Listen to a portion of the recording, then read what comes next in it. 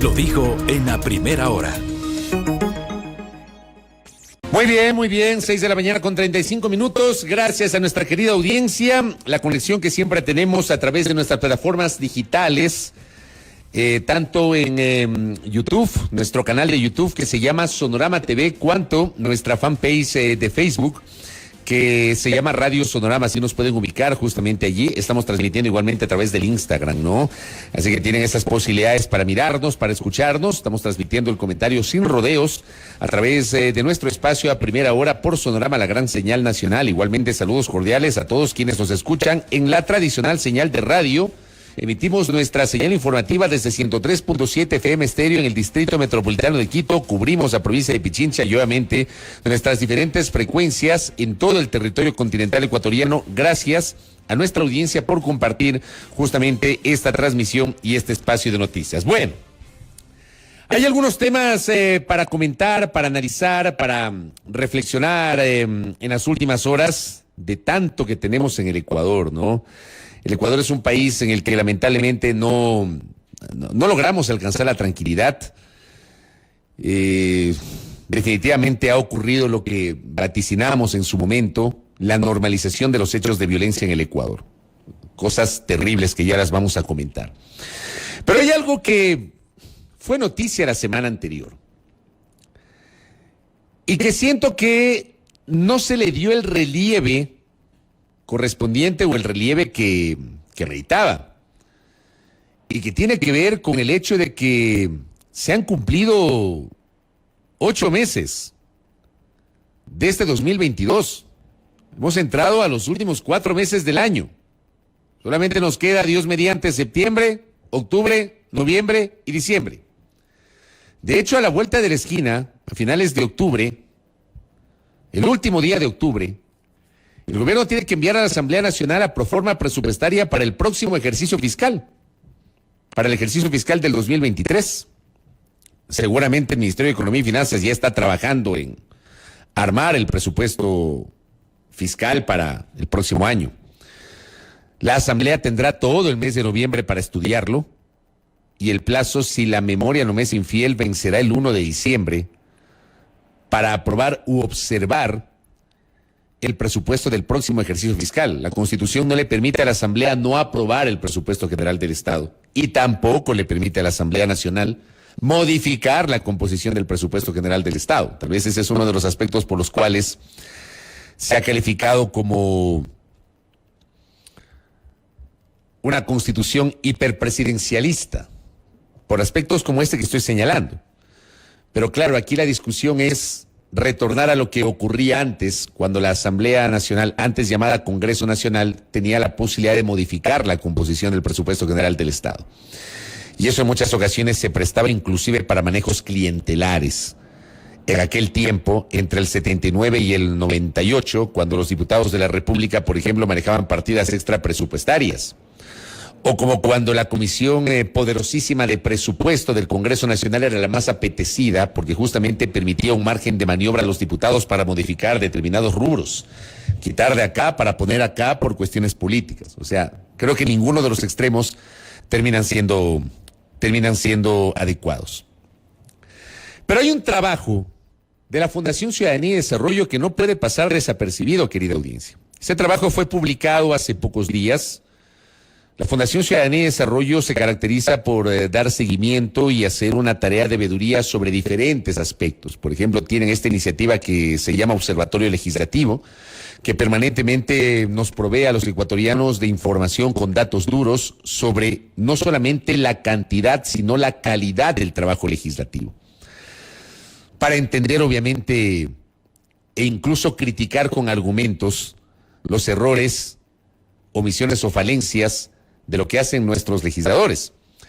Y dentro de ese trabajo de la Fundación Ciudadanía y Desarrollo, hubo una publicación muy reveladora sobre los ingresos fiscales versus la ejecución presupuestaria.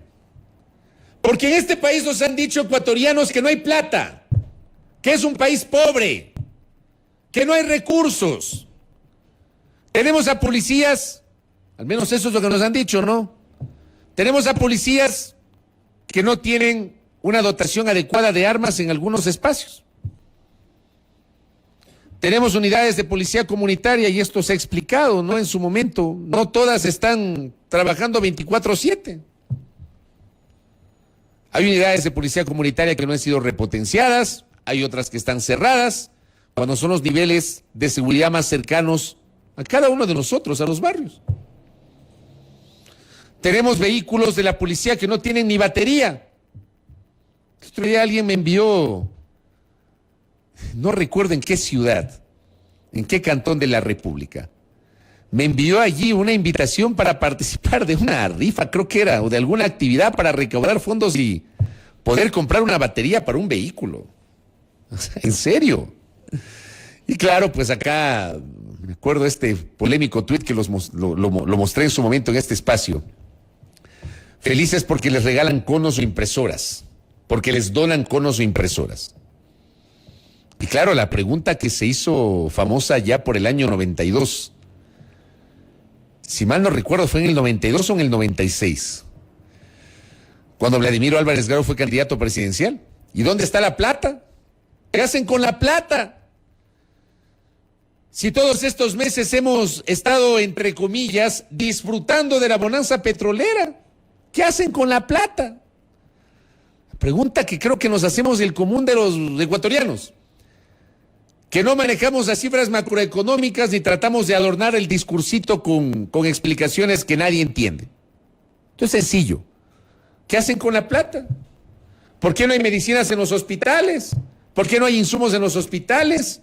¿Por qué en lugar de contratar despiden profesionales de la salud que tanto lo necesita la República? ¿Por qué se desarticulan instituciones? ¿Dónde está la plata? Bueno, la Fundación Ciudadanía y Desarrollo es una combinación de gastar lo recaudado, ingresos fiscales versus ejecución presupuestaria. Y en este ejercicio, decía la Fundación, el Estado está compuesto por 5 funciones, pero es desde las entidades de la función ejecutiva que se ordena, coordina y administra la construcción y ejecución de obras.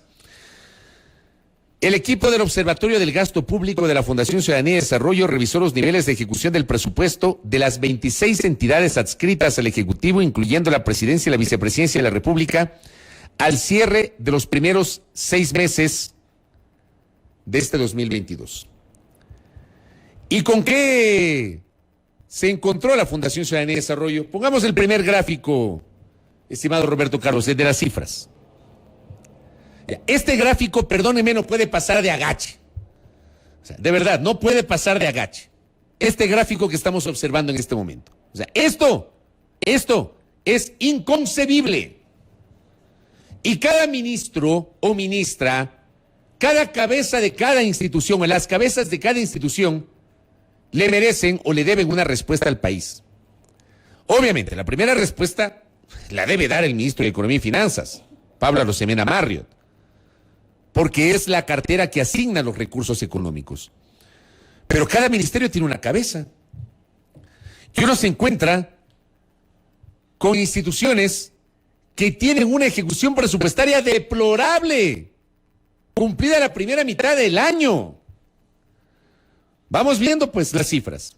Ministerio de Telecomunicaciones, 54,42% del presupuesto devengado. Esa es la que más ha devengado el presupuesto. Ministerio del Deporte, casi el 50%, 49,86%. Ministerio de Relaciones Exteriores y Movilidad Humana, 47,40%. El MIES, Ministerio de Inclusión Económica y Social, 46,30%. La Vicepresidencia de la República, 42,84%. El Ministerio de Defensa Nacional, 41,02%. Por cierto, creo que nadie se acuerda del radar de Montecristi, ¿no? Hablando del Ministerio de Defensa. Nadie. ¿Alguien se acuerda del radar de Montecristi? Nadie. Porque somos así coyunturales, ya nadie se acuerda.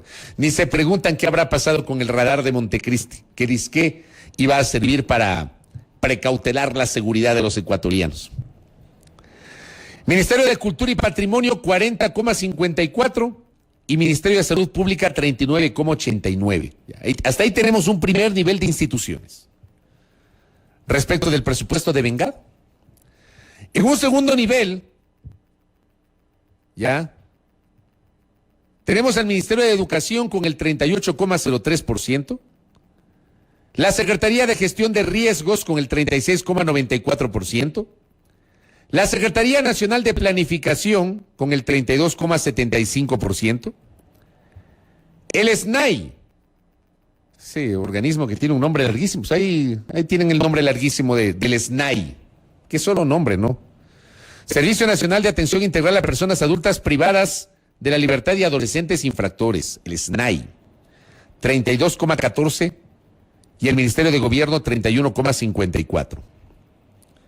Más abajo, tercer nivel, Ministerio de la Producción, Comercio Exterior e Inversiones 29,32%, Ministerio de Transporte y Obras Públicas 27,88%, Secretaría de los Derechos Humanos 27,86%, Ministerio de Agricultura y Ganadería 27,72%, Secretaría de Educación Superior, Ciencia, Tecnología e Innovación 27,44%. Vean ustedes cómo la CENESIT, estoy en el ojo de la tormenta por la prueba Transformar, que ha generado un nuevo desencanto de miles de bachilleres que aspiraban a participar de la prueba para intentar lograr un cupo a una universidad pública. Complejísimo. La semana pasada hubo protestas ahí en la sede de la CENESID en el norte de Quito. El Ministerio del Ambiente, 26,95%, Ministerio de Turismo, 26,05%. Está claro que el Ministerio de Turismo no se puede quedar solo con la visita de Will Smith al Ecuador, ¿no? El Ministerio del Trabajo, 21,43%. La Presidencia de la República, 20,9%. El Ministerio de Economía y Finanzas, 19,86%. Y al final, el último nivel, la Secretaría de Gestión y Desarrollo de los Pueblos y Nacionalidades, que debería tener un papel activo en los diálogos entre el gobierno y el movimiento indígena. Yo no sé si la Secretaría de los Pueblos y Nacionalidades, que fue creada por el presidente Lasso, dirigida inicialmente por Luis Pachala, y que entiendo tiene hoy un secretario encargado, el señor Pachala ya no es más secretario, no sé qué hace, no sé a qué está dedicada. Bueno, tal vez la respuesta la encontramos aquí. Apenas el 9,69%, menos del 10% de ejecución presupuestaria.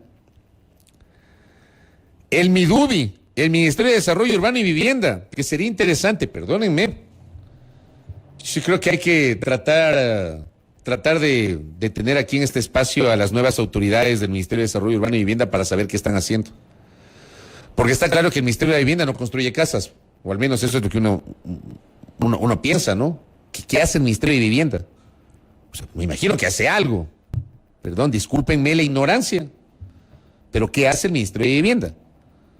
Construye unidades habitacionales, estimula el acceso al crédito. ¿Qué hace el Ministerio de Vivienda? Yo quisiera saberlo. Perdónenme, no lo estoy diciendo con ironía ni sarcasmo, lo estoy diciendo desde mi absoluta ignorancia.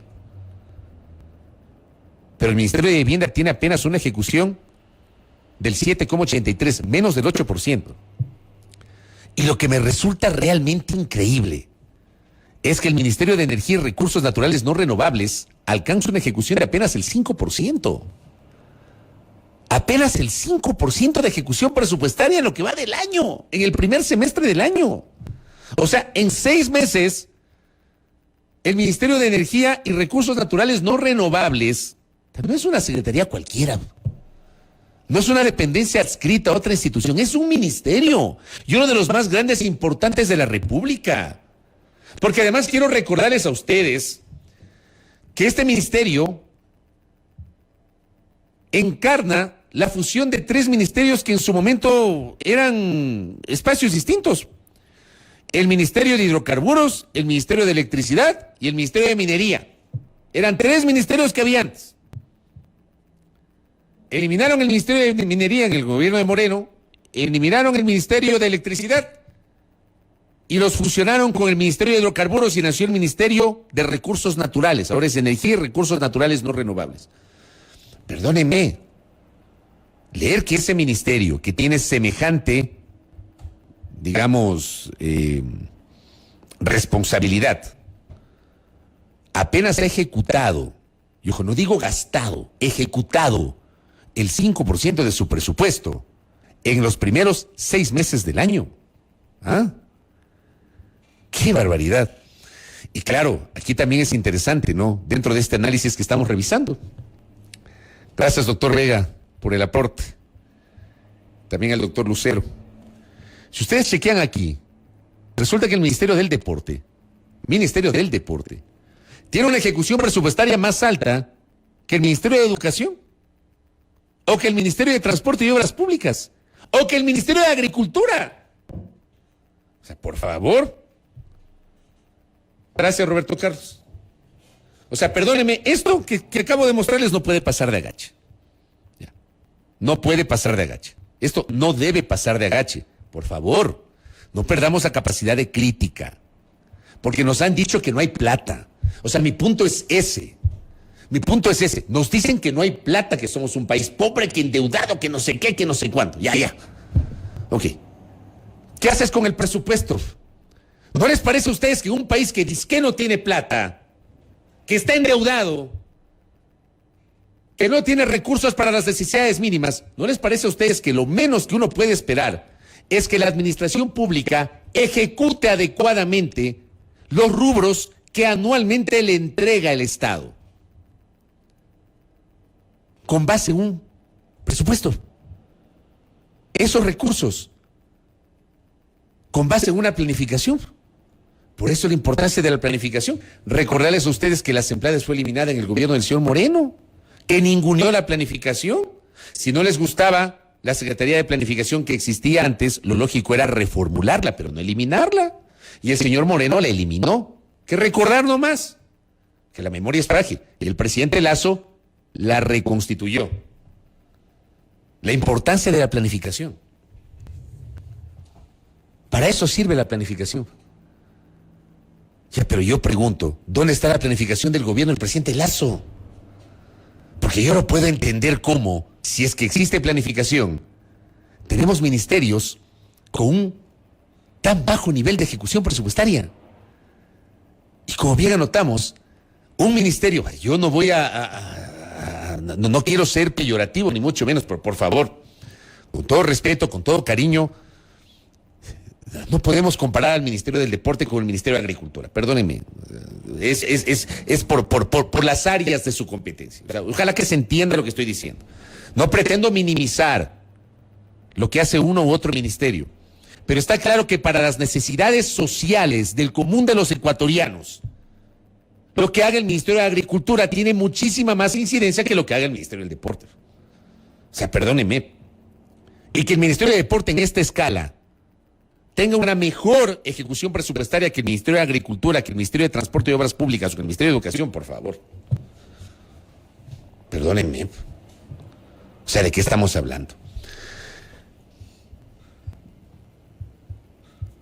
Acá me ponen, hola flaco, el porcentaje de ejecución presupuestaria solo se suma en el porcentaje cuando termina el contrato y se liquida. Ejemplo, si se contrata un colegio en 10 meses, recién en el último mes, ese gasto se ve reflejado en el porcentaje de la ejecución. Aporte que me están enviando para el debate público sobre la ejecución presupuestaria.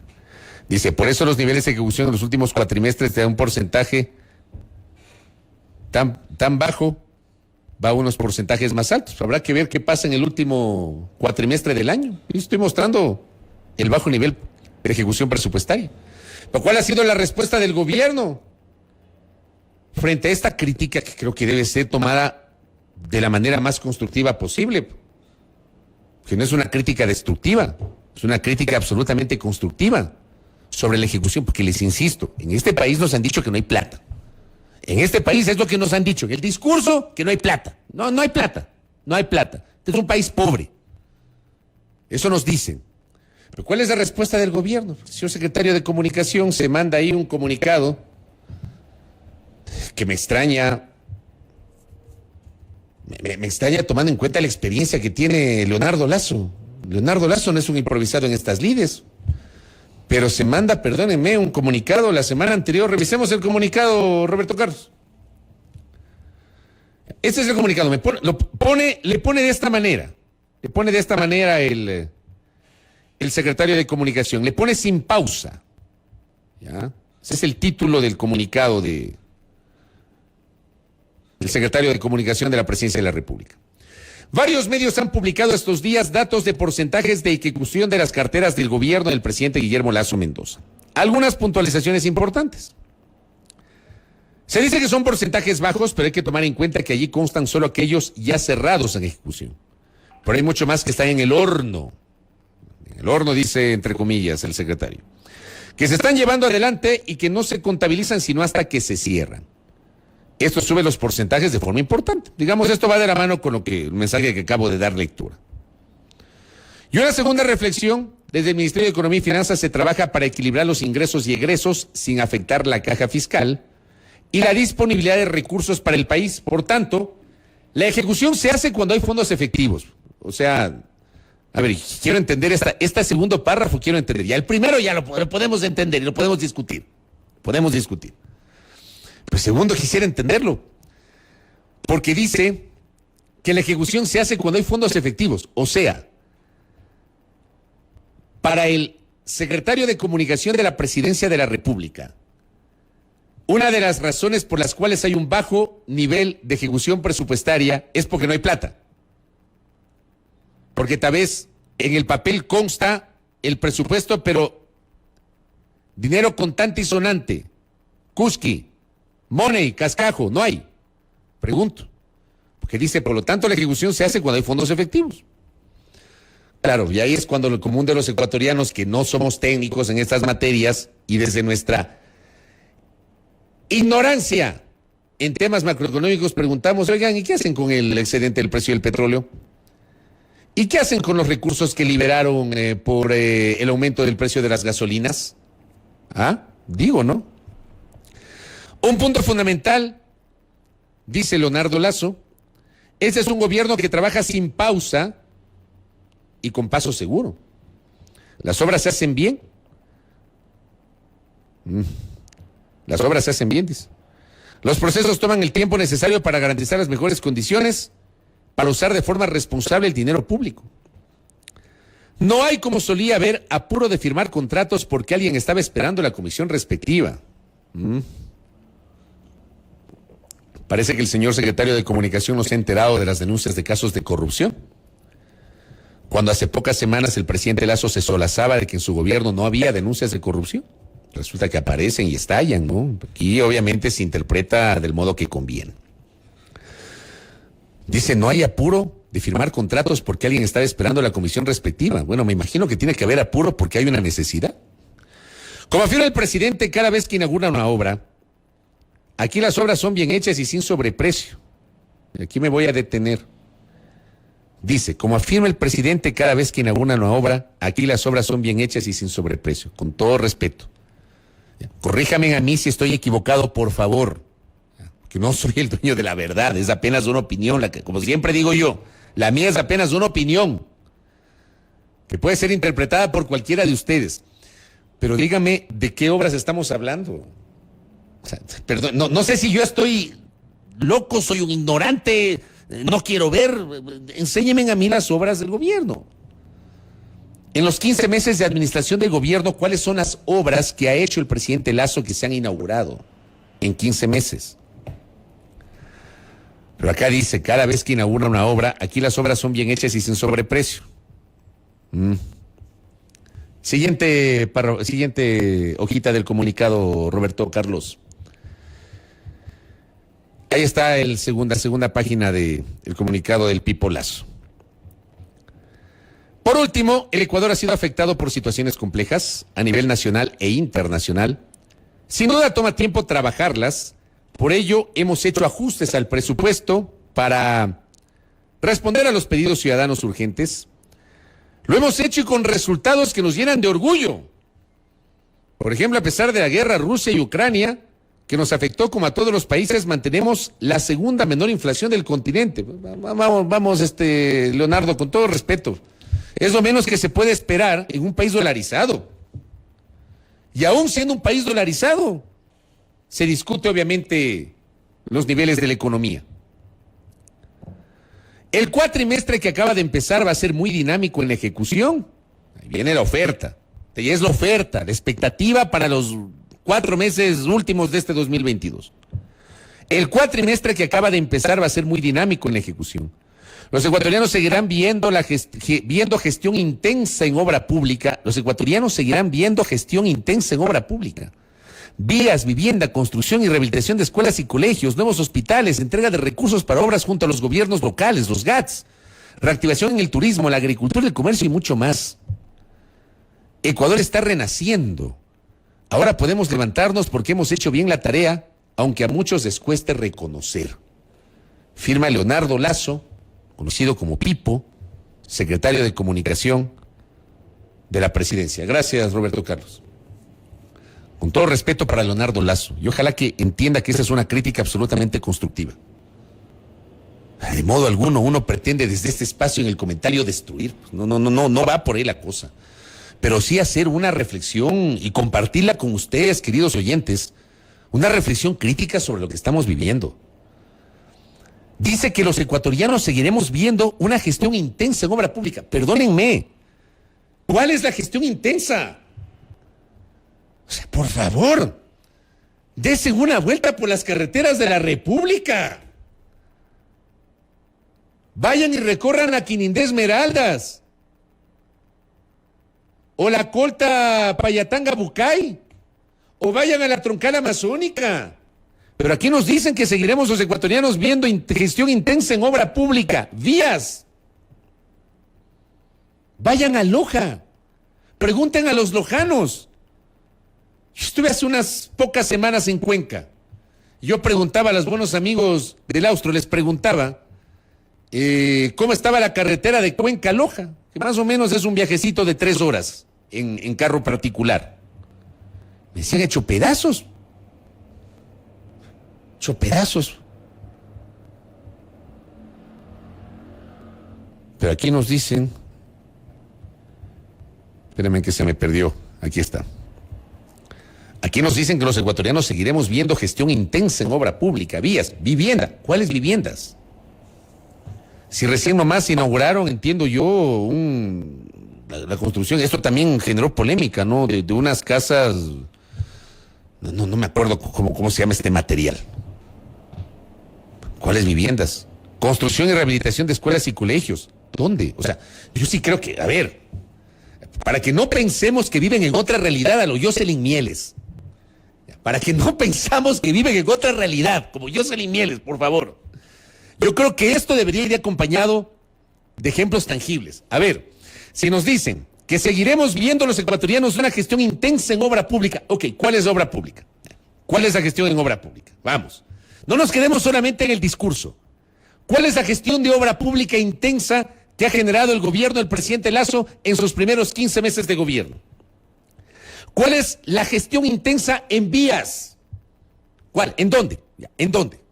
No hablemos tal vez desde la ignorancia. Enséñenos en dónde han hecho una gestión intensa en vías.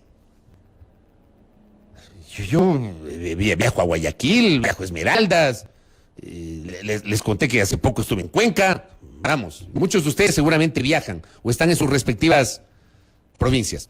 ¿Cuál es la gestión a nivel vial? Vivienda, ¿en dónde? Yo el otro día nomás estaba en mi bici hace algún tiempo, hace unas pocas semanas, y estaba por la zona de Mastodontes, del Colegio Americano para atrás, ¿no? Más o menos en esta bajada que termina desembocando en la prolongación de la Simón Bolívar. Y ahí, por ejemplo, hay un terreno baldío abandonado, con un letrero viejo, donde supuestamente iban a construir el plan Casa para Todos del gobierno del señor Moreno, que nunca hicieron nada. El terreno está ya abandonado. Terreno está ya abandonado. ¿De qué vivienda nos hablan? Construcción y rehabilitación de escuelas y colegios. Nuevos hospitales, ¿en dónde? ¿Dónde hay nuevos hospitales? O sea, sería bueno saber dónde. Entrega de recursos para obras junto a los gobiernos locales. Pues si los gobiernos locales han estado permanentemente reclamando que les paguen las rentas. No sé en qué nivel se encuentra justamente la deuda que el Estado tiene con las municipalidades y las prefecturas. Reactivación en el turismo. ¿Qué hemos tenido de turismo? Tangible. Presenten los resultados tangibles. La agricultura. Han tenido 4 ministros de agricultura en 15 meses. ¡4! 4 en 15 meses. En este gobierno 3. Si mal no recuerdo, Tangi Vera, Pedro Álava y ahora Bernardo Manzano. Y antes Javier Lazo, que fue el último del gobierno del señor Moreno. El comercio y mucho más. Y nos dicen que el Ecuador está renaciendo. ¿Qué les diré? Casa de bambú, me dice. Pues digo, no me acordaba el material. Casa de bambú. Gracias, doctor Muñoz. Me dice, en los primeros 4 meses tenían más de 4,000 millones en exceso a lo presupuestado por petróleo y reforma fiscal. Pero por favor, ¿no se acuerdan que nos metieron la mano al bolsillo con la reforma tributaria que entró por el Ministerio de la Ley porque la Asamblea se negó a negar esa reforma? Se negó a negar. Así fue. La Asamblea no quiso negar. Y nos metieron por las tranqueras la reforma tributaria, que fue una puñalada para la clase media de la economía. Ahí está la plata. Y el exceso del precio del petróleo. 4,000 millones de dólares en exceso a lo presupuestado. ¿Qué hacen con la plata? Perdónenme. ¿Qué onda? Bueno. 7:06 de la mañana. Primera plana. Todas las noticias, todas las voces.